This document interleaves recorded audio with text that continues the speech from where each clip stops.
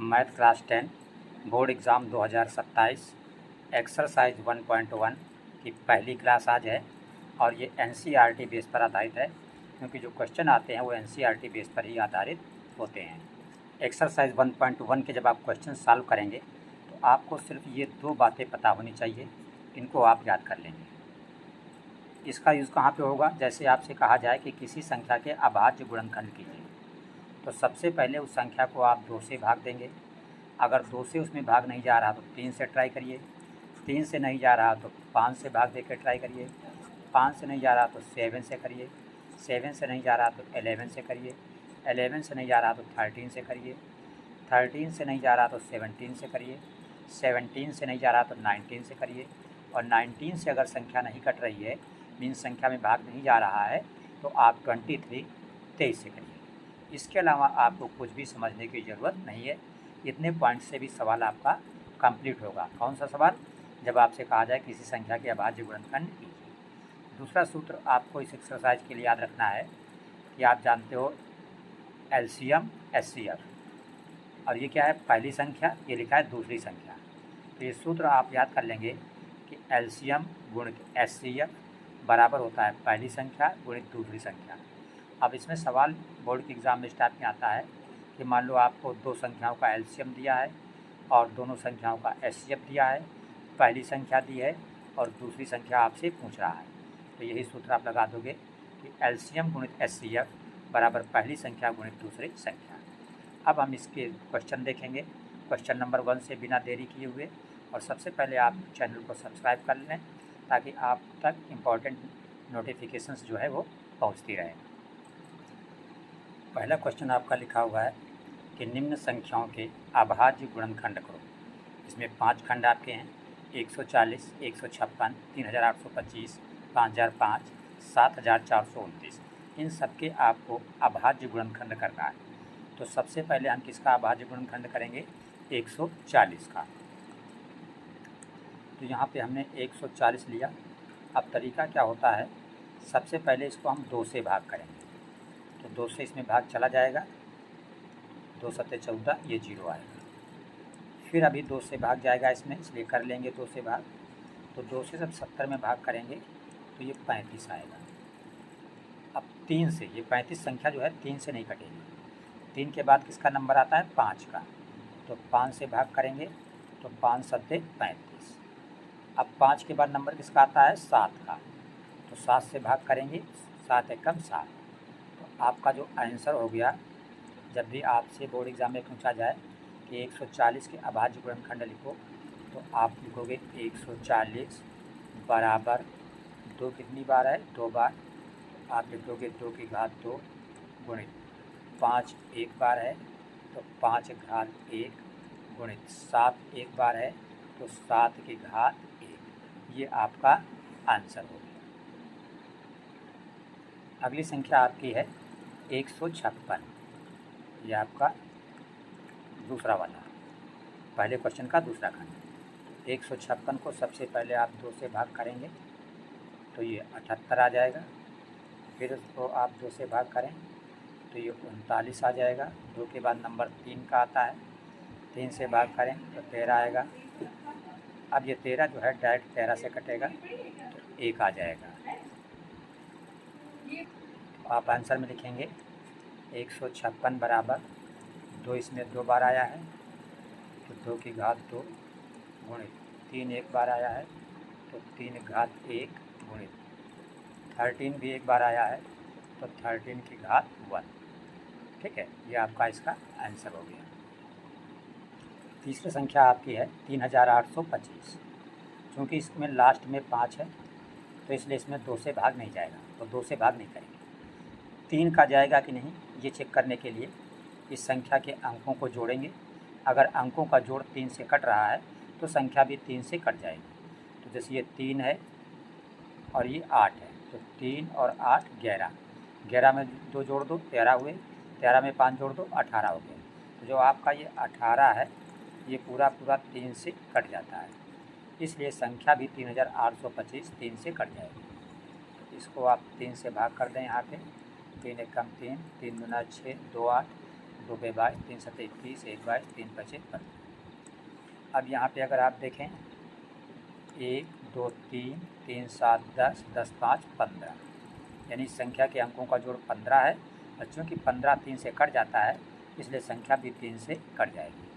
3 चौको 12, 3 से 75 में भाग कर दीजिए 25। अब अगर इसके अंकों को आप जोड़ें 4 2 6 5 11, 11 3 से नहीं कटता है इसलिए संख्या भी 3 से नहीं कटेगी। तो 3 के बाद नंबर किसका आता है 5 का, तो इसमें 5 से भाग करेंगे, 5 अट्ठे 40, 2 42, 5 पचे 85। फिर इस 85 में भाग करेंगे फिर 5 का, तो भाग जाएगा 17 बार। अब 17 जो है वो डायरेक्ट 17 से ही कटेगा, 17 एक का 17। तो जब आप इसका आंसर लिखेंगे तो इसमें 3 जो है वो 2 बार है, तो लिखेंगे 3 घात 2 गुणित 5 भी 2 बार है, तो लिखेंगे 5 घात 2 गुणित 17 एक बार है, तो लिखेंगे 17 की घात 1।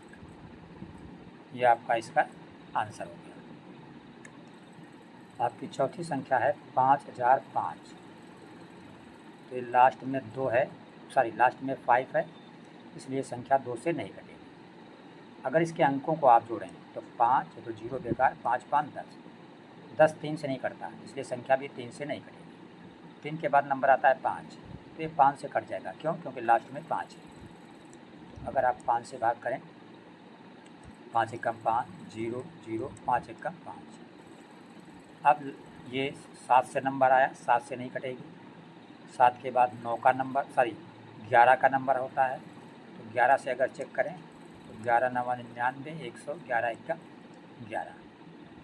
ठीक है, ये 7 से भाग चला जाएगा इसमें, 7 एकम 7, 2 9, 7 3 21, 13 एकम 13। इसका अगर आप आंसर लिखें तो इसमें 5 एक बार है, तो 5 की घात 1, 7 एक बार है तो 7 की घात 1, 11 एक बार है तो 11 की घात 1, 13 एक बार है तो 13 की घात 1, 13 की पावर 1। यहाँ पे 5 के बाद हमें 7 से भाग करना था, बट हमने पहले 11 से कर दिया, 7 से बाद में किया, तो इससे भी कोई फ़र्क नहीं पड़ता। मेन आपको एग्ज़ाम में आंसर लिखना है, ये आप आंसर लिख देंगे इस तरह करने के बावजूद।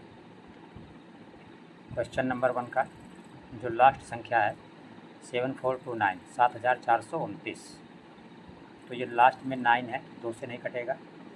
अंकों का जोड़ अगर चेक करें 7 4 11, 2 13 और 13 9 होता है 22, 22 3 से पूरा नहीं कटता, इसलिए संख्या भी 3 से नहीं कटेगी। 3 के बाद 5 से अगर चेक करें तो लास्ट में 9 है, 5 से भी नहीं कटेगा। 7 से अगर इसको हम चेक करें, 7 एकम 7, 7 6 42, 7 से भी नहीं कटेगा।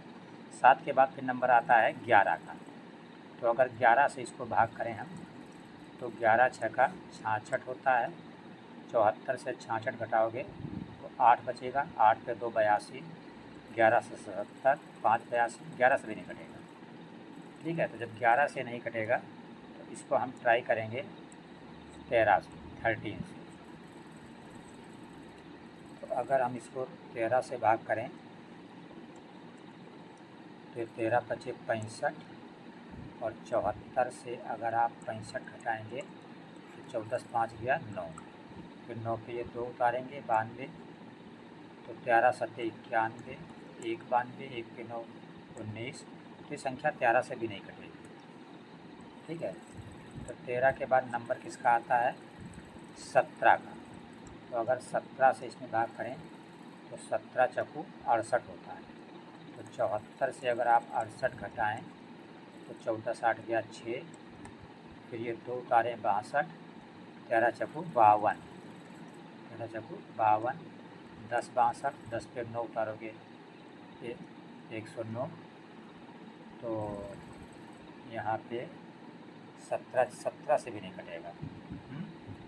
तो 17 के बाद नंबर किसका आता है फिर भाई, 17 से एक बार फिर से भाग करके देख लें इसको।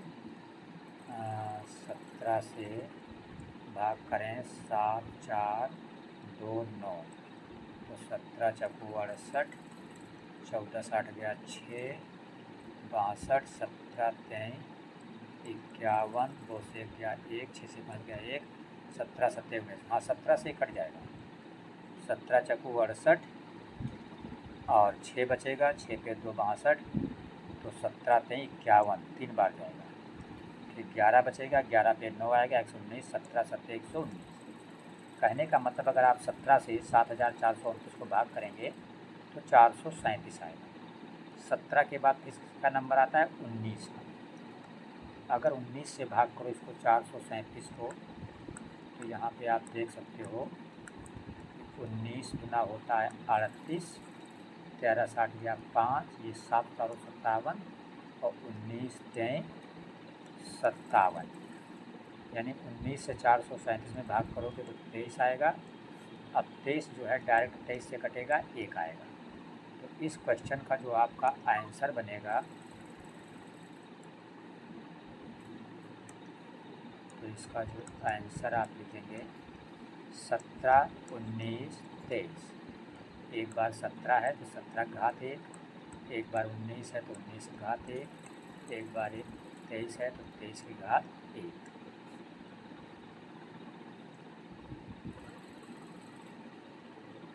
इस प्रश्नावली में टोटल क्वेश्चन कितने हैं? 7। तो 7 प्रश्न हैं। आज पहला क्वेश्चन कंप्लीट हो गया, क्योंकि इसमें कई पार्ट थे इसलिए टाइम लगा। बाकी इसके 6 प्रश्न के लिए आप कल की क्लास देखें। कल की क्लास देखें, पूरी एक्सरसाइज आपकी कंप्लीट हो जाएगी। और कल का मतलब आल्टरनेट, जैसे आज एक आपने क्लास देखी तो कल क्लास नहीं होगी, फिर एक दिन छोड़ के अगले दिन क्लास होगी। इस तरह मैथ की क्लास डेली ऑल्टरनेट चलेंगी। इसलिए आप चैनल को सब्सक्राइब अवश्य कर लें, ताकि हर क्लास की इंपॉर्टेंट नोटिफिकेशन आप तक पहुँचती है।